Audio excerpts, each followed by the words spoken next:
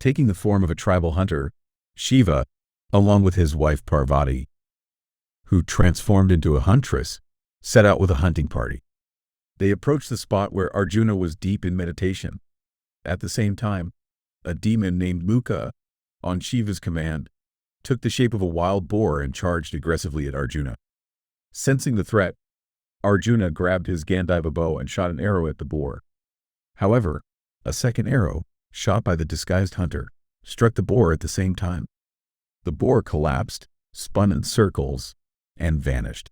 Surprised, Arjuna saw the hunter with his group standing nearby. Arjuna confronted the hunter, asking, "Who are you? And how dare you shoot at a target I've already hit?" The hunter responded, "This is my forest.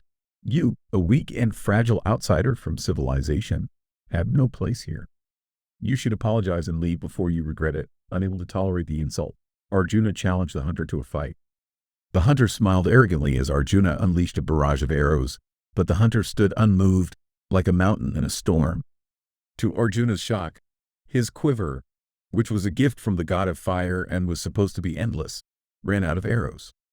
Undeterred, Arjuna struck the hunter with his bow, but the bow vanished. Arjuna then drew his sword and attacked, but the sword shattered into pieces.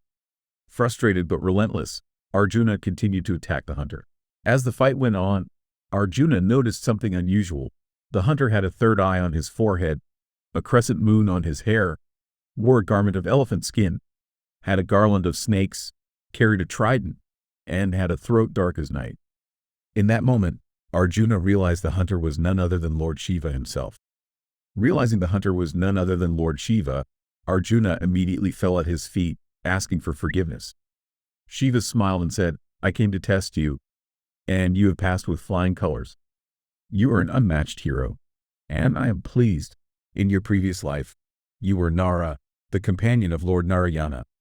You have taken this human form to fulfill a divine mission. Ask for any boon, and I shall grant it." Overjoyed, Arjuna responded, "Lord of the universe, I seek the Pasupata missile. I've heard that it surpasses billions of conventional weapons in power and has an unmatched capacity for destruction." Shiva granted Arjuna the Pasupata missile and taught him how to use and control it.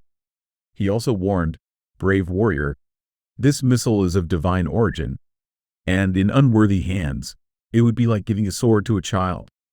Be cautious. If used without careful consideration, it could bring about universal destruction, leading to a premature end of the world."